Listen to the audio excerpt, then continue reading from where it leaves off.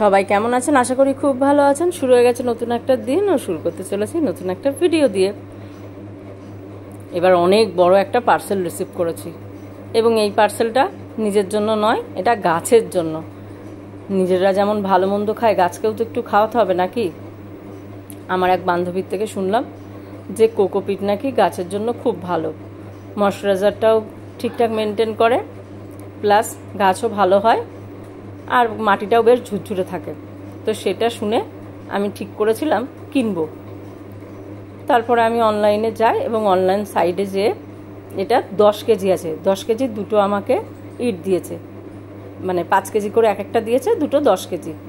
কিন্তু এখানে বেশ একটা মজার ঘটনা ঘটে গেছে। আমি যখন অনলাইন সাইটে যাই কোকোপিট সার্চ করতে, ফ্লিপকার্টে গেছিলাম। তো ফ্লিপকার্টে যে আমি দেখি যে বিভিন্ন দাম আছে, তার মধ্যে এক জায়গায় 10 কেজি কোকোপিট দিচ্ছে 342 টাকায়।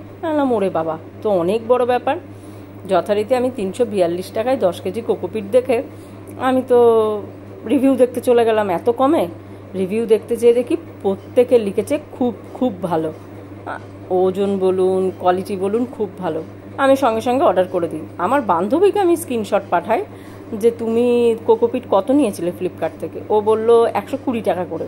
ওকে যখন স্ক্রিনশট পাঠায় ওর তো মাথায় হাত, বলছে কী বলছো তুমি, এত কমে কি করে পেলে, আবার একই কোম্পানি নিয়েছো। বললাম ভাগ্য, দেখেছো তো, ওরা বুঝে গেছে আমার কাছে টাকা নেই। যাই হোক, এটা মজার ঘটনা।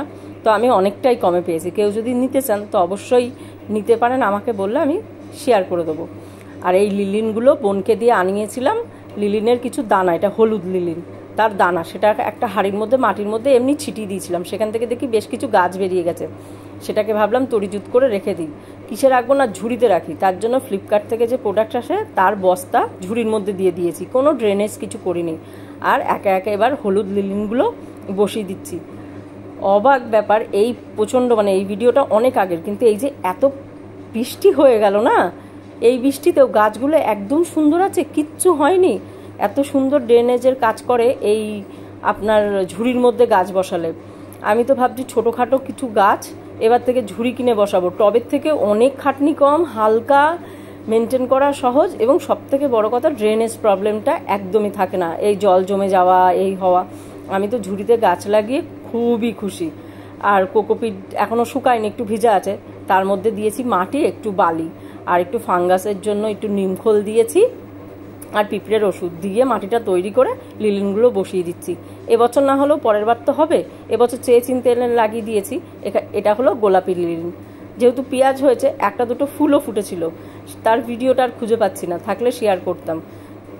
ভিডিওগুলো অনেক দিনের পোস্ট করা হচ্ছিল না, কিন্তু অনেক দিন ধরেই ভাবছিলাম একটু লিলিনগুলো কিনবো। তারপরে বোন বললো না, আমি এনে দেবো এক জায়গা থেকে। ভিডিও কেমন লাগলো জানাবেন। সকলে খুব ভালো থাকুন।